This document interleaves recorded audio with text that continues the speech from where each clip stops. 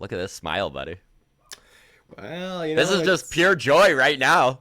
it's a good day. It's funny. I mean, we both agree. Like every Friday, 9:45, we log in and we get going. And I think we were both on the Zoom at about 9:30 this morning. So you could tell I we're even eager. signed in and you were already signed on, and I was like, oh, look at this. We're both so excited to talk real baseball. Yes, Not sir. just, oh, will they, won't they bullshit.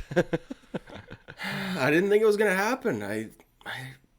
Even as You close were. as they got at the end, I was pessimistic. So And you know what? So was I. And here's the thing, man. What a roller coaster ride this has been for the hardcore baseball fans over the last 2 weeks. And we can even go further back and say 3 months. But this is truly something that the casual fan won't understand, the emotional turmoil that we have gone through over the hanging last on 15 every days. tweet, Oh, right? it's not a good way to live. And by the end, you had to start checking, like, is this tweet even official, or did Jeff Passan get hacked again? Is Jeff Passan a huge NFT guy now, you know? He's had it with baseball. He's into the NFT market. Yeah. But we are out of the dark days, my friends, and I am so glad for that. So welcome everybody to the Walk Off. We are no longer the Locked Out Walk Off podcast on Twitter. I got to take out the locked out part, and it was a joy to do so. So I'm Scott Belford, joined as always by Adam Mack. We are back in the baseball high life, baby. We're back, baby. And it feels good to be back. Oh, it feels so good to be back. And it's funny, even yesterday when the news broke, I was like, oh man, we're going to wake up to a flurry of moves. And that has not been the case. There has not been a signing yet. There has not been a move. And I was a little surprised, but there's actually a tweet by Eno Saris of The Athletic that really sums this up beautifully. And it is, once the first shoe drops, nobody wants to go first and admit that they talked during the lockout. Yeah, I mean, that's fair. We all speculated that it was happening. I think we'd be idiotic to deny that everybody was just following the rules. Like, when this much money's on the line, of course the Yankees are talking to Correa. Of course the Jays are talking to Freddie Freeman. And it's just, of course. Of course. So I think what happened is that the PA and the so MLB and the Players Association were just like, okay, let's wait a day. Let's not make this super obvious, and we'll go from there. But it is going to be interesting because when that first shoe drops, oh boy, it is going to be chaos, I think. And I wonder, this is just kind of popping into my head right now, but let's just say, hypothetically, the Yankees and Correa had a big deal lined up that they were ready to go. And they're like, all right, as soon as free agency opens, X amount of years, X amount of dollars, let's put pen on paper and sign it up, right? And I wonder if with this, like, hey, free agency opens at 6 p.m. Eastern on Thursday, but, like, unofficially, it doesn't open until noon the next day, right? Like, telling everybody, just chill it on the announcements. I wonder if that's opened to, like, a window for any of these deals that, like, are basically done, for someone to just take one last shot, and all of a sudden the Dodgers without are a going, doubt, hey, pick up your phone. without a doubt. So I wonder if that actually, like, in a way, actually does prolong it, because now if the Dodgers are swooping in with another offer, now it does force the Yankees to, raise It's their going to bid. be Like, such... maybe it is there a whole new last minute bidding war. Yeah, I don't know. It's going to be such a fun day, man. And what's funny is we're doing this cast right now. It's Friday morning, and by the time Adam gets it edited and we get this out early Friday afternoon, a lot of this might be out to date. So we are going to do our best not to do too much speculation and sort of things like that, because it could all just go to the wayside. But And we let's do be have honest, Scott, nobody is here on our page, part of our community, for breaking news. no. We are not the news breakers. We are the thoughtful at best, and that's a generous term for what we are. Thoughtful idiots. So Yes. Very thoughtful, I would say. I know. Yes, very thoughtful. Very thoughtful. Very idiotic, but also very thoughtful. Doing our best. So we're going to get into it here. Honestly, yesterday warmed my heart to see how all of our Discord members that we hadn't heard from in literally months started to come out of the woodworks, and boy, Discord was fun yesterday. So Oh my goodness, dude. we're pushing like 100 people in our Discord now. And I would say for the last month, it's really been like half a 10. dozen people or so. Yeah. Who have really just been like sharing memes and sharing speculation on Lockout and stuff like this. And, everybody knows who they are at this point. So thank you to all of you Yesterday guys. we had probably 20 to 30 people coming out of the wood. Like it was instantly just or just everybody like- was like, "Oh my god, it's happening." Yeah, so that's good. So, thank you to everyone in the Discord who has rejoined the conversation, I guess is a good way of putting it. And even a bigger tip of the hat to the hardcores who kept that thing going in the darkest of days. Of course, we've got a Discord link in the show notes here. Feel free to join. It is free.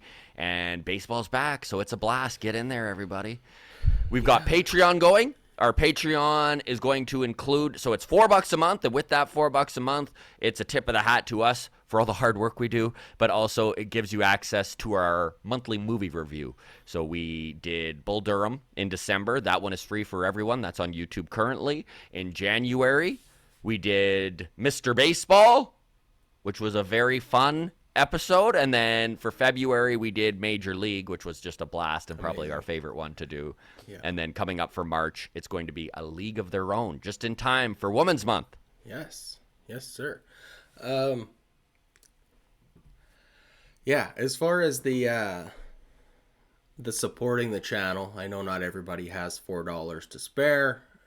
If you're in that category and you can spare $4, I mean, obviously we appreciate it. Yes. That's all money that isn't going into our pockets. We're reinvesting in the channel, better equipment, better sound gear, better cameras, all that sort of stuff. But if you want to support the channel and don't have a nickel to spare, best way you can do it is liking, commenting, subscribing to our videos. If you listen to as annoying as that is to hear every YouTuber say, it does help. It does help. Also, we do have this in audio form. If you're listening to audio form, whether it's on iTunes or Spotify, and maybe that's the only place you listen to us, cool. If you want to go and subscribe to our YouTube channel, even if you have no intention of watching a video ever, that still helps. Conversely, if you watch us on YouTube and have never listened to us on audio form and you've never listened to a podcast in your life, maybe download the app and just subscribe. You never have to listen to us, but again, those automatic downloads show up in our numbers, and then when we approach a sponsor, those are the main numbers that they look at. So they don't know whether or not you're listening to the podcast, but if we have 200 downloads an episode as opposed to 40, then that's 5 times better if my math is correct. So exactly. You could also follow us on Twitter at Walk Off Podcast and on Instagram, the Walk Off Podcast. We've got a big show. We've got a lot coming up here. I did wish to tease. We are talking to Samad Taylor of the New Hampshire Fisher Cats, probably going to start with the Buffalo Bisons. We're doing that at 2 p.m. this afternoon. We should have that out next week sometime. On Monday, we were releasing our Mark Zepchinski, former Blue Jay lefty, World Series winner with the Cardinals in 2011 interview we did a few weeks ago. We're releasing that on Monday. We're releasing on Thursday the interview we did with Robert DiBernardo of the Blue Jays mental performance department. He was just a blast to talk to and so insightful. Yeah, just the psychology that man knows is way beyond anything Adam and I could scratch the surface of. If you Google Robert DiBernardo, the first result is going to be someone who's in the mafia who controlled the porn industry through the 70s and 80s. Mm-hmm. Not the guy. Not that guy. We tried to get him, couldn't get him. He was busy. He was busy. All right, let's get into it. This is the show, okay? CBA, the deal is done, baby. Guys are reporting to spring training right now as we talk. We'll get into it. Free agency frenzy. Oh, yes, it is happening, and the Blue Jays are major players. Old friend Joe Biagini returns to the fold. We'll touch on that. And Correa to the Cubs. Oh, the hot stove is getting so hot, buddy. So hot. Well, let's dive in, my man. The last few days, and we touched on this, such a mix of emotions. Mostly alternating between extreme anger at baseball and then hope for its return, and then disappointment in myself for letting that hope creep in again. That's kind of been my last 15 days, is just alternating between those three feelings. But yesterday at 3 p.m. Eastern, players officially voted 26-4 in favor of the new deal. The executive subcommittee voted 8-0 against it for a 26-12 win in accepting it. Now that executive subcommittee, that is all just what, like rookies and guys making the league minimum, right?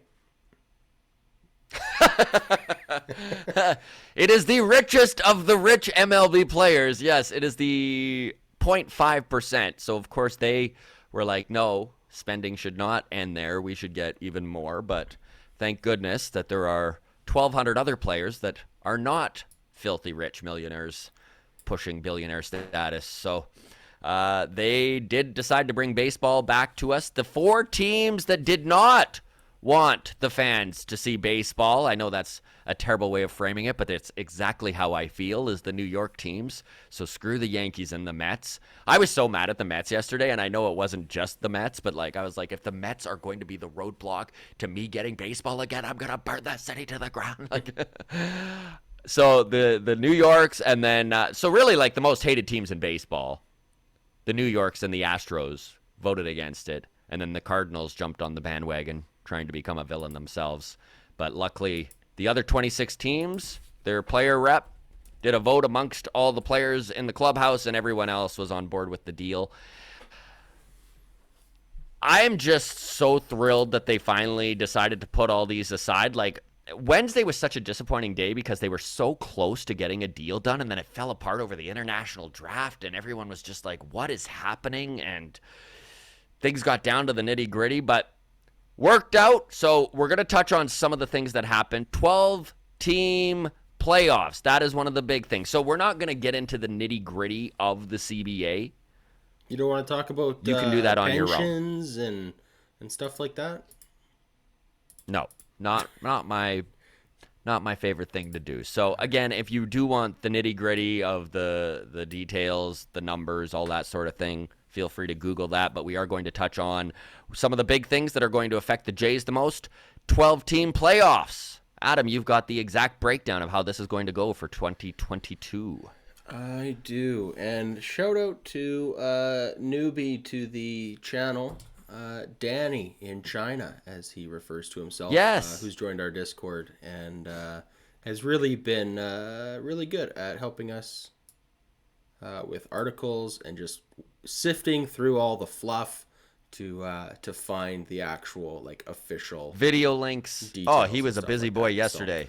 Hats off shout to out Danny. To Danny. In China. Thank you for that so much. Appreciate it. So playoff format for this year and the length of the CBA is expanded from 10 teams to 12 teams. So 6 in the NL, 6 in the AL.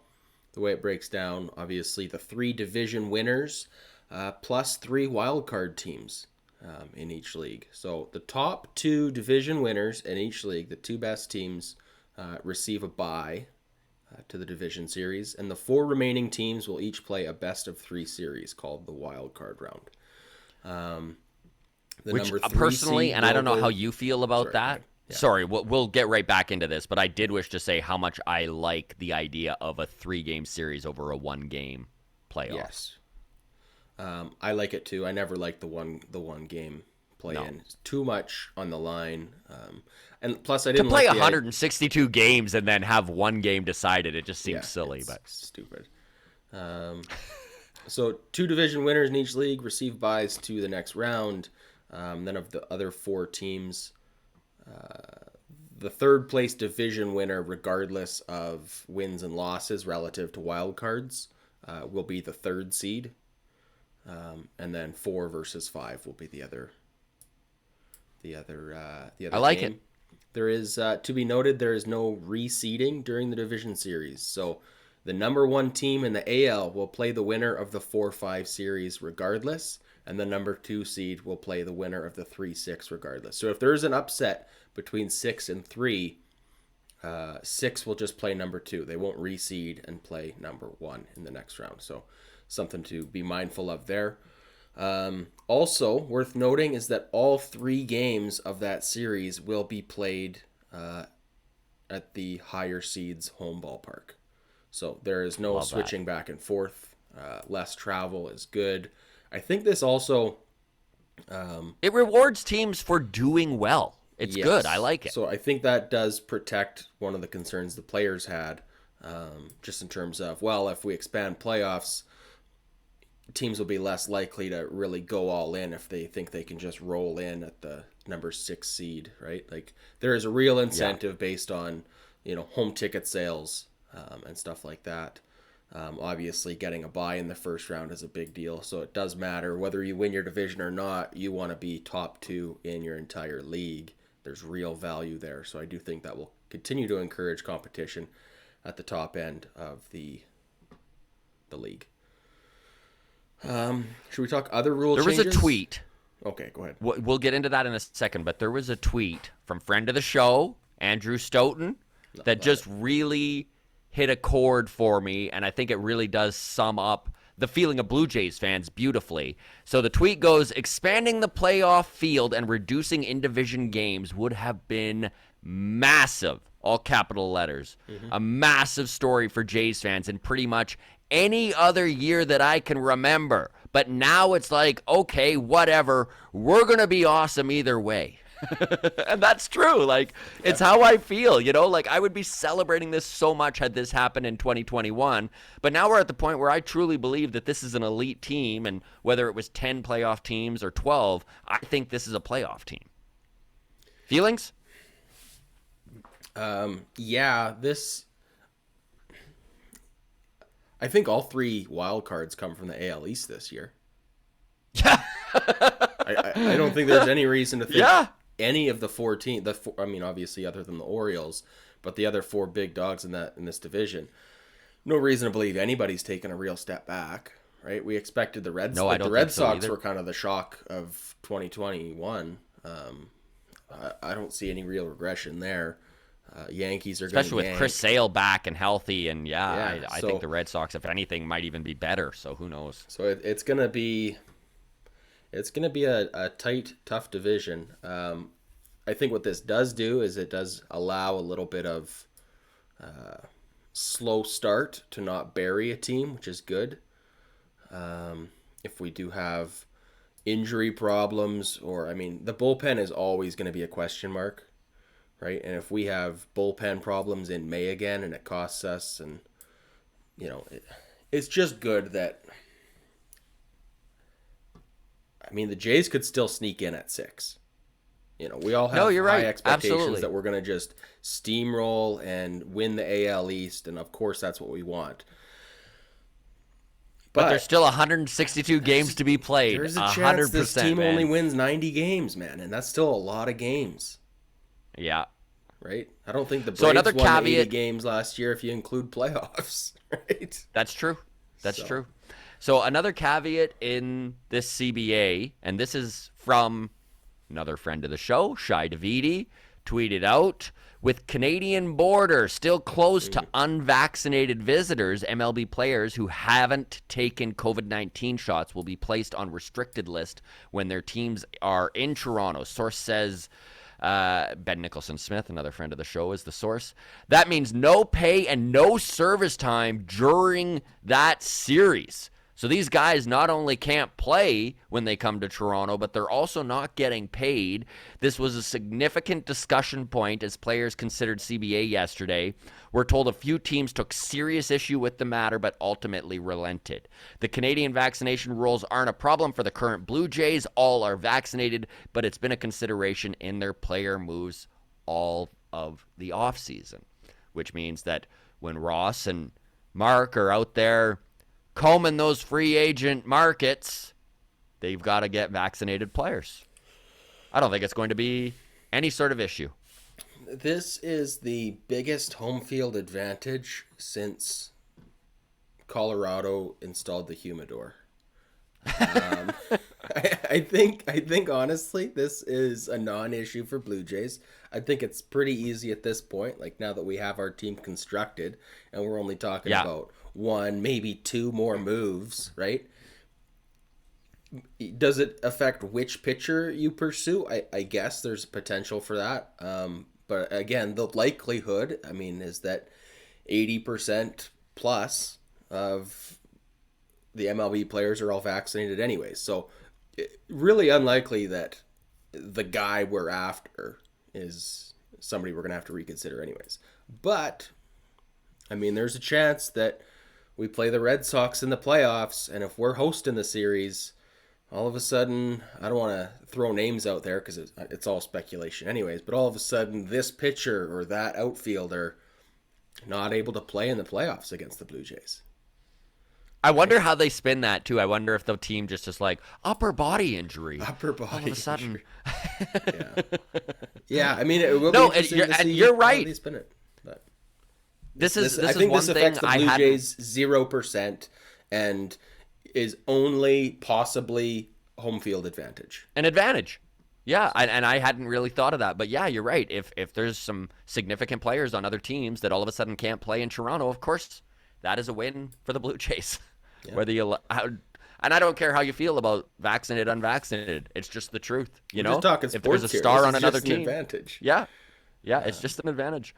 Another thing that I thought was very cool, and again, I kind of picked the things in this CBA that stood out to me as interesting, and maybe that not everyone else will be talking about. But one thing that did kind of raise my excitement level is when Manfred came out and he stated that in 2023 they're going to have a much more balanced schedule, and every single team in the MLB is going to play each other, which is so exciting to me. Very I cool. want to see the Padres come to Toronto, you know? I want to see the Blue Jays play the Cubs. I would like to see the Jays play the Mets. Anything is better than the Jays playing the Rays 19 times in a season. Yes, let them play everyone. Yeah, it's good. To clarify, do you know if this means it's going to be a home and home every year? Like, are we going to get 3 games hosting the Padres and 3 games in San Diego? Or is it like this year we host half of the NL teams and then next year we host the other half and vice versa? Do you know what the case is? So on that? this is still a moving target when it comes to scheduling. However, from what I read, it very well could just be one series a year, and then they'll flip home back and forth. You know, so even if you look at the schedule this year, the Jays are playing the Reds. Cincinnati's coming to Toronto, but the Jays are not going to Cincinnati. So that's just Fair enough. Well, other rule changes to consider then. The universal DH is a thing forever now. yeah, it's a go. We had it in the COVID shortened season in 2020, and it is back forever now. So that's cool. I know. Nelson Cruz is fist pumping. He's fist Albert pumping. Pujols is a happy boy. Kyle Schwarber's a happy boy. Yes. So I just want to clarify some rule changes that aren't happening because, I mean, over the course of the last 20 proposals that we got from either side over the last week and a half, there was a lot of rule changes being tossed out there. Some people under the impression that they had been agreed to. It's just expanded playoffs and universal DH. Everything else has not been agreed to. Nothing has been implemented. But to clarify, beginning next year, there will be a joint competition committee, which will look at rule changes, and they Bigger will have, bases. So the options that they have recommended as a suggestion, but is not limited to, is banning the defensive shift, larger bases, a pitch clock, and robo umps. So not limited to that, but that is just the 4 examples that is listed here on MLB.com. And any rule changes that are agreed to, the owners and the league have the ability now to implement those changes with just 45 days notice to the players. How do you feel about that in general? I'm fine with it. I think I kind of like that they're giving it some time, that they're just implementing the universal DH and that they're going to get to these other rule changes in 2023. I don't think that doing a bunch of rule changes at one point is going to do anything but kind of muddy the water. So I like this. How about yourself? Like, where are you at on this? I'm honestly, when I look at pitch clock, I'm fine with it. Defensive shift ban, I'm fine with it. Larger bases, I'm fine with it. I don't know if larger bases is really going to have an impact at all the way that they think it will, but I digress. And then even robo-umps. I feel like it's inevitable. I don't necessarily think it's good. I don't want it, but I do feel it's inevitable. My biggest problem with this is just that the league can implement it with 45 days notice. I don't, and this is just like, this is larger than baseball, Scott. This is something that a value that I hold near and dear to my heart, and it is that you shouldn't change the rules to anything in the middle of a game, regardless. Yeah. Unless, and the one caveat is unanimous, and I mean 100% unanimous agreement to change the rule. And whether that's the League of Baseball over 162 games and they want to implement robo-umps, I think that shouldn't happen in the middle of a season. Whether you're playing fantasy sports and somebody wants to change the way that waivers work, or that scoring is implemented because something is broken with your scoring system, like, I think if you're playing Monopoly and all of a sudden hotels are worth double, like, I just finish the game and then implement the rule next year, right?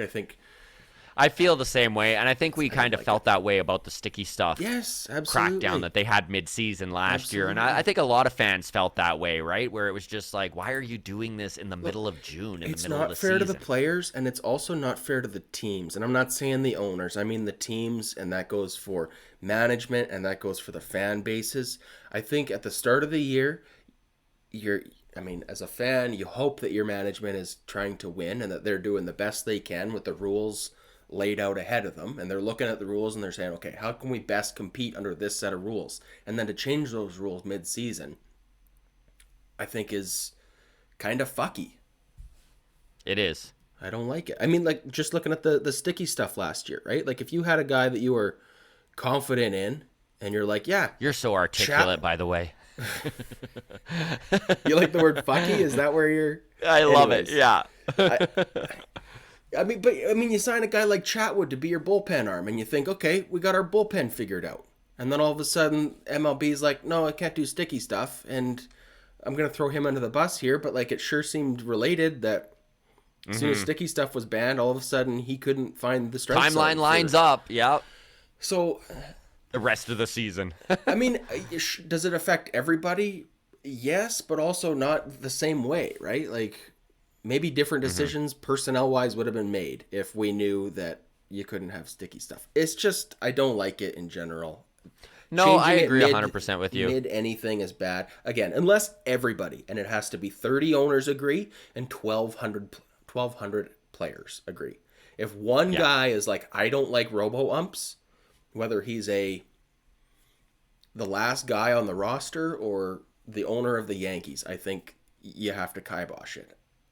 I don't like the idea of mid-season changes. Unless it's Aaron Judge, then I don't care. Yeah, fuck that guy. last little thing here about the CBA before we move on, and I just thought it was really cool that the MLB and the Players Association agree to stage games or tours in the following places, baseball hotbeds. Over the next 5 years, they're going to have games in Mexico, in Asia, Puerto Rico, Dominican Republic, London, and Paris. Very cool. Something that, we've seen in other sports. The NBA, the NHL has done stuff like this, and it's kind of nice to see the Players Association agreeing with MLB about trying to expand the game, create more excitement in places where there is a lot of interest in baseball. And maybe some places that there aren't as much, right? London and Paris. I think it's cool. Question on that, and you might not have the answer for that, and this is fine. You just listed 5 cities, and the CBA is 5 years long. Do you know if that is a series in each of those cities every year, or is that like 1 year we go to the Dominican, 1 year we go to London, 1 year we go to?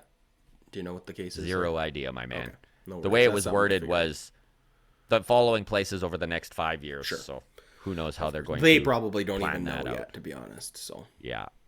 um, Okay, moving on. yes. Or unless you have another caveat you want to add there. Just the only other thing I had to add was that the double header system is going back to the pre-pandemic era. So 9 inning double headers, and any game No that more goes to ghost extra- runners on second. Any game that goes to extra innings, yes, no more free base on second base to start extra innings. So just back Real to proper baseball's baseball. back, baby. Yeah. So the free agent frenzy is about to begin. No, as of this moment, right now, 10:22 Mountain Time in Alberta. Nothing has happened yet. I haven't opened Twitter, so I could even be wrong right now. But there refreshing is it right now. some Jays. There is some Jays speculation out there. I know Ben Ennis from Sportsnet reported that an agent source he has stated that the Blue Jays are expected to make at least one more significant add on the offense side of things. And this is stuff we knew, but it's always good to hear it reiterated and mentioned again.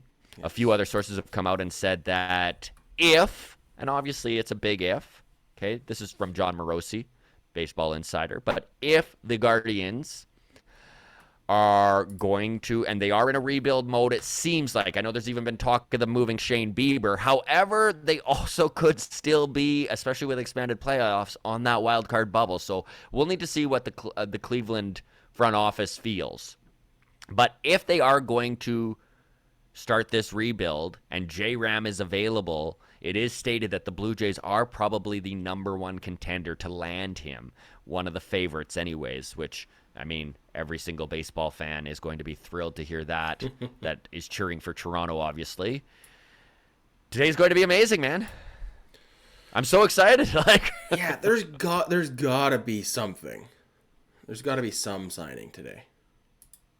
There has to be. There's no way there isn't. There's no way there But we got to wait and see, so we'll see. The one little move that the Blue Jays did do was a minor league deal, and that was yesterday before they even signed the CBA and everything was official. So this was still during the lockout. But friend of the Blue Jays, old familiar face, Joe Biagini, is back with the minor league system. Fun guy. Yep. In fact, he's back up to his funny quotes. They asked him what he was feeling when he was coming back, and he's like, I spent too much time learning to speak Canadian to waste it and not come back. So love to hear that. Fun dude. Line. And I wish him all the best. I honestly, and I don't know where you land on this, I honestly don't think we're going to see Biagini in a Blue Jays uniform this year. I don't think that he is. I mean, I could be wrong, and I hope that he excels at AAA. I hope that I hope there's no injuries, but if there always are in the bullpen, and maybe he does get a shot. And I mean, his development really got screwed up when the Blue Jays were trying so hard to make him a starter, and then he'd struggle at starting, and then they'd send him back to the pen, and he was just yo-yoed up and down between reliever and starter. And I think that truly did impede his development. So it's nice to see the Jays giving him another shot, another kick at the can. See where it goes. Yeah, I don't know. I wouldn't be surprised to see. I mean, I think for sure he starts in AAA. But I wouldn't be surprised if he's the first guy called up. It's going to be another year of bullpen shuffling. Yes. As starters continue to go 5-6 innings consistently. The bullpens are going to get worked over hard. And I just feel like we're going to have so much shuffle between AAA and the major leagues. I think unless he really struggles in AAA, if he's competent at any way, I think he's one of the first guys to get called up, just based on like the experience factor and the safety of it from a front office There's a few interesting minor league signings that happened. I know David Phelps is another guy that I think fans should remember and keep their eye on, because he's a dude that probably will be the first guy called up. or might even make the team. I know he made the team on a minor league contract last year and was phenomenal in April before he got injured in May. So the bullpen is going to be like you said, a shuffled deck of cards again, I think, depending on injuries and the way things go. But the depth is there. It's nice to see. I know they just signed before the lockout, Yimi Garcia, so he's going to be a nice addition to the back end of that bullpen. There's probably another few ads for the bullpen coming as well. So I think so. Let's see what happens. We're finally in the time where shit's gonna go down. Carlos Correa sweepstakes. Let's talk them for a second here. I don't know where you are on at this, but I do think Correa might be one of the last major signings to happen before the season. Okay. I know we even talked with Scotty Mitchell and mentioned you had the question of, do you think it's possible the season starts in a Craig Kimbrell-esque way without Correa being signed and teams maybe sign him while the season is going? And he said there is that possibility. He doesn't see it happening, but he said there is that possibility. Of course, Correa is expected to be the highest signed player that's remaining in free agency for money and years. I know that there was speculation out there just recently that the Cubs are in on him big time, which was kind of something that I hadn't heard yet. But guess what? Everyone with money is in on Carlos Correa. The Yankees, the Blue Jays, even the Astros I'm not counting out yet. You know? Yeah. Can I throw out a wild idea? Yes. And then back it up with a little bit of evidence? As long as it's not the Tampa Bay Rays, I will allow this. It is not the Tampa Bay Rays. It is someone in the AL East. Can you take a guess?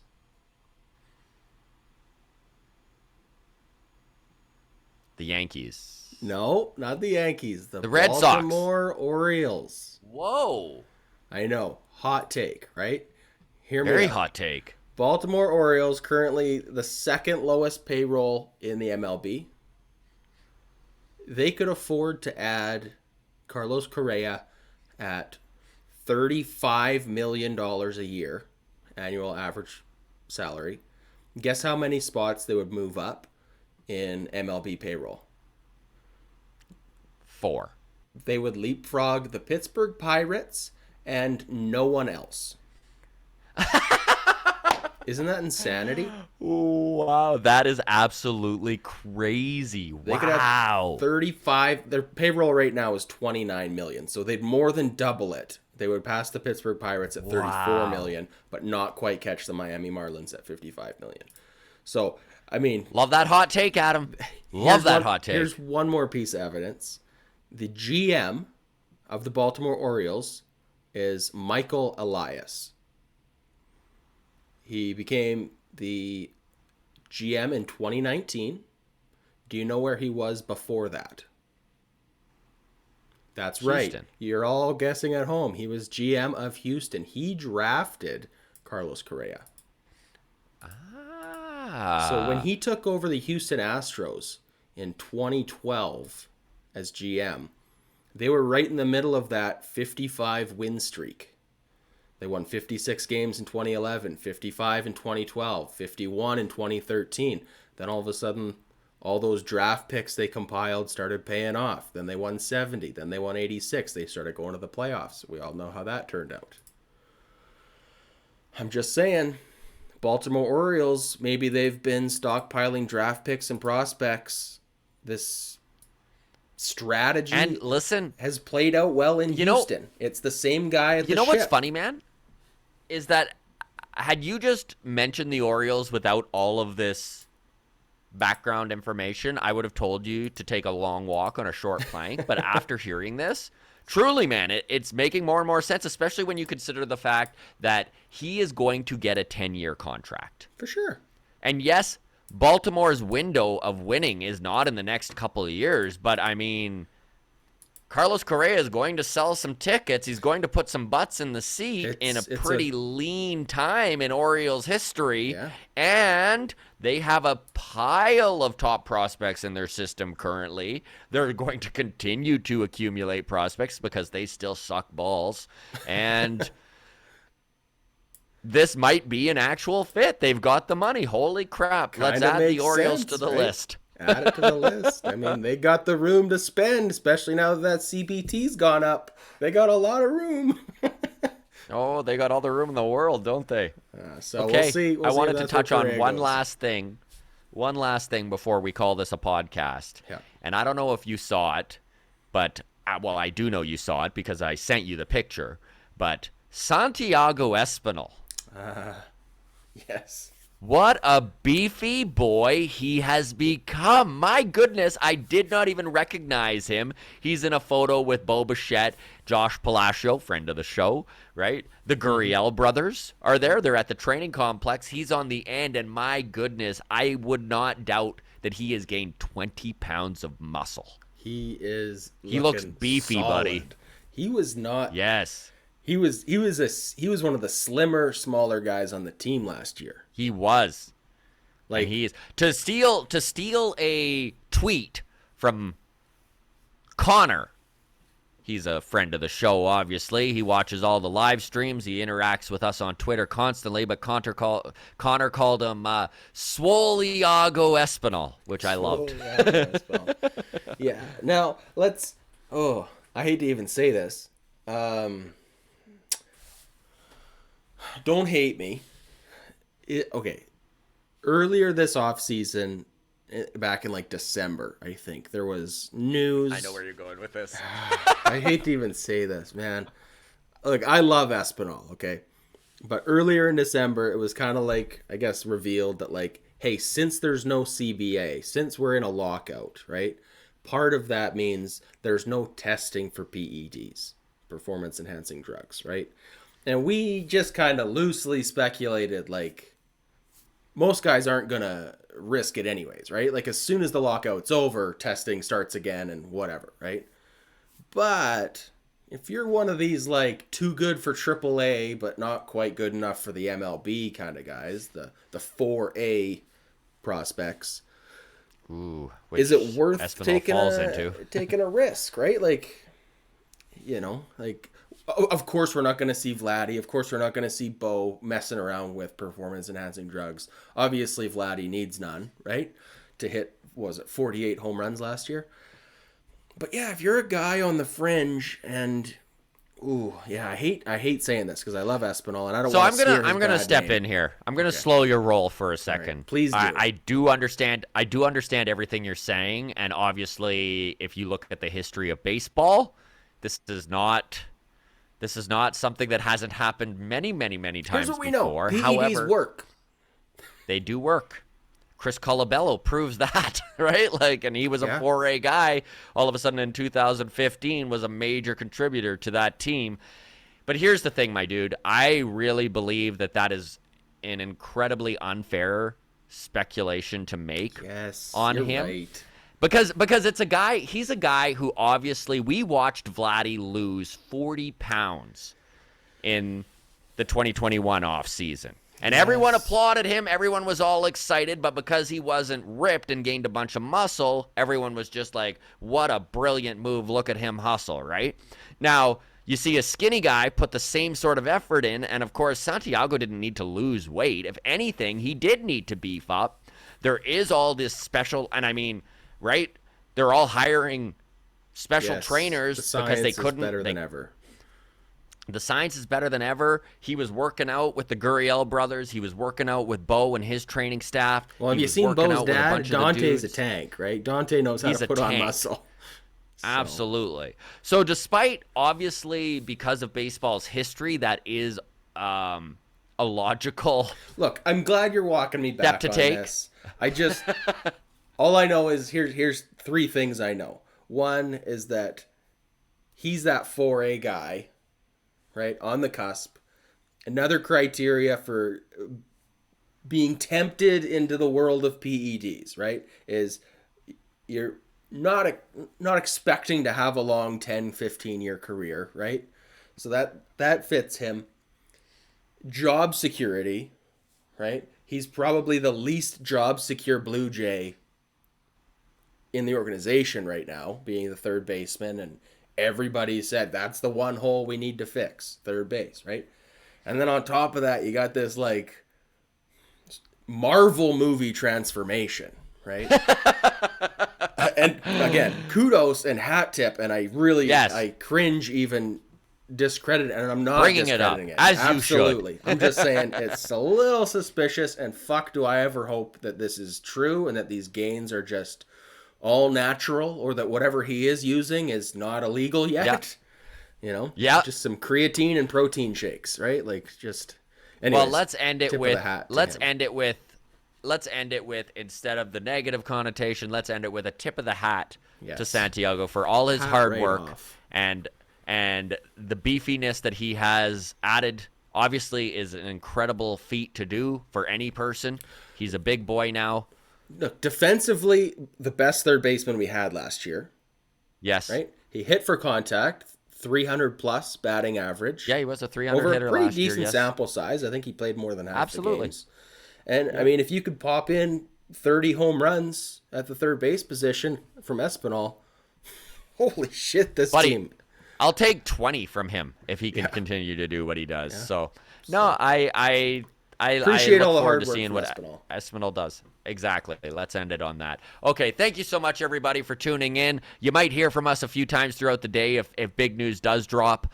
Otherwise, we're talking to Samad Taylor this afternoon. Again, that interview should be out sometime next week.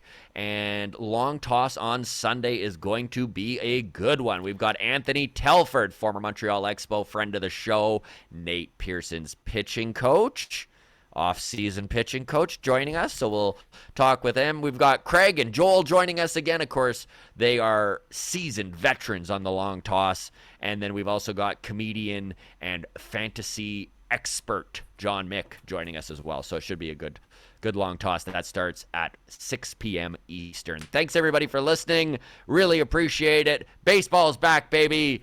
Let's do it. Cheers.